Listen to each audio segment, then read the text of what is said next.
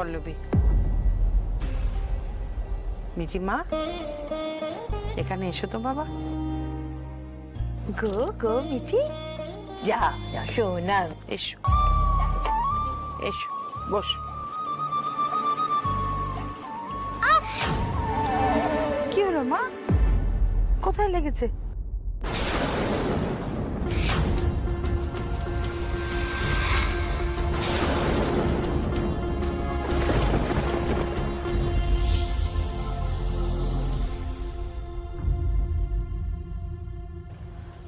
সানি, মা,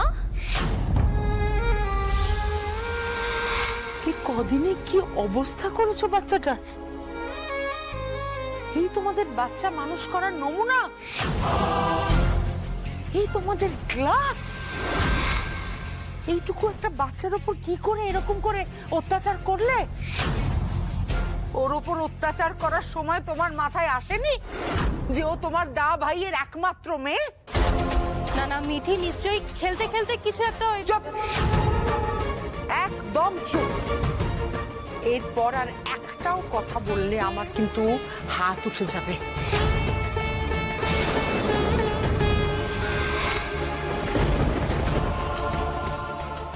তোমরা মানুষ না, তোমরা সব মিথ্যেবাদী, স্বার্থান্বেষী, অমানুষ। কোনো সম্পর্ক জোর করে নয়, ভালোবেসে টিকিয়ে রাখতে হয়। কিন্তু দুঃখের বিষয়, এটা তোমাদের মাথায় ঢুকবে না। আমরা আর এই বাড়িতে এক মুহূর্ত থাকবো না। পল্লবী, সই কর।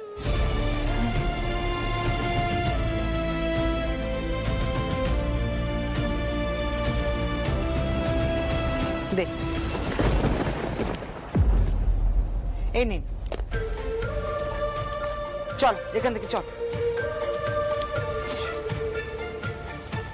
তবে যাওয়ার আগে আমি একটা কথা বলে যাই, পৃথিবীতে যাদের কাছে শুধুমাত্র টাকা থাকে তাদের থেকে গরিব আর কেউ হয় না, জানো তো? এই যে দাদা, এই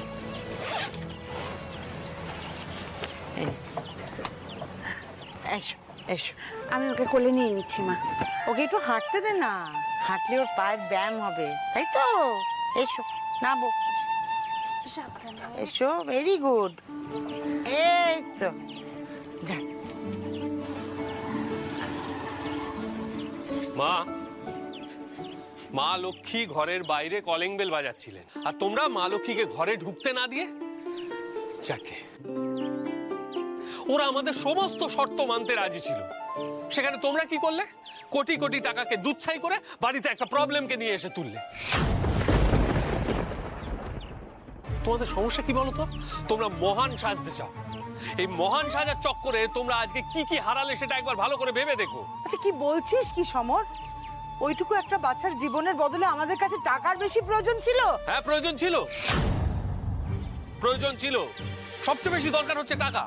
কুবেরের ঘর থেকে কেউ যদি খালি হাতে ফেরে, তাহলে তাকে বোকা ছাড়া আর কিছু বলা যায় না। আমার কথা কিন্তু তোমরা কোনোদিনই পাত্তা দাওনি, দেবেও না। ঠিক আছে, তোমাদের যা খুশি তোমরা তাই করো।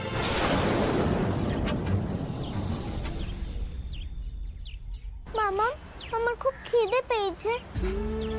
ও মিঠি শোনা, এরপর থেকে আর আমার খিদে পেয়েছে এই কথাটা মুখে বলতে হবে না। তুমি বলার আগেই হুশ করে খাবার চলে আসবে। চলো চলো, কাঁদে না কাঁদে না, চ আয় চ। এই তো কেমন হাঁটছো, চলো আস্তে আস্তে। Very good, good girl. তাই প্রশ্ন না করে মানুষকে আপনজনদের ভরসা করতে শেখো, জীবনটা অনেক সহজ হবে। আমি কমলা আর পল্লবীর সিদ্ধান্তের সঙ্গে সম্পূর্ণ একমত, আর তোমাদেরকেও সহমত হতে বলবো। কারণ একসঙ্গে ভাবা, একসঙ্গে বাঁচার নামই হচ্ছে পরিবার।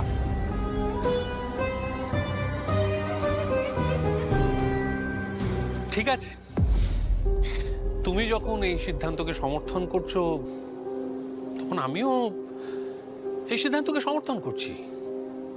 থাকুক মিঠি আমাদের বাড়িতে, আমার কোনো আপত্তি নেই।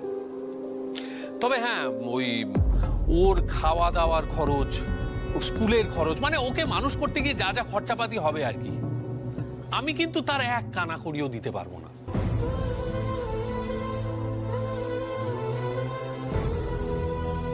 সিদ্ধান্ত তোমার, তাই দায়িত্ব সম্পূর্ণ তোমার। আমি কোনো এক্সট্রা রেসপন্সিবিলিটি নিতে পারবো না।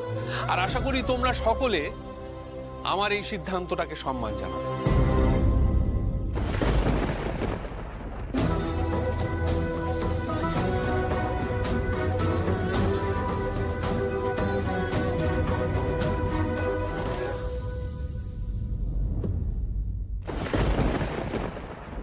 কমলা, তুমি যা করেছো একদম ঠিক কাজ করেছো। আর কেউ তোমার পাশে থাক বা না থাক, এই শ্রীনিবাস গুহ তোমার পাশে আজীবন থাকবে।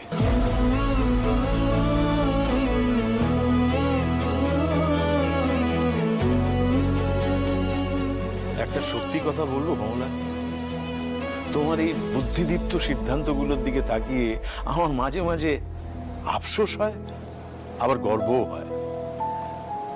গর্ব হয় এই কথা ভেবে যে তুমি আমার বউ, আর আফসোস হয় তুমি আমাকে বিয়ে করে আটকা পড়ে গেছো।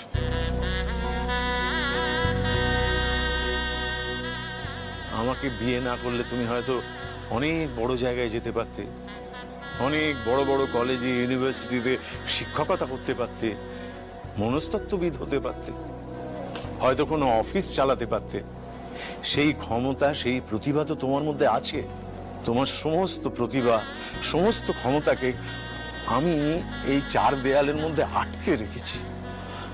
আমার খুব খুব আফসোস হয় কমলা। তোমার কথা আমি সত্যি কোনোদিন ভাবিনি কমলা। না নিজে কোনো বড় কাজ করেছি, না তোমাকে আমি কোনো বড় কাজ করতে দিয়েছি।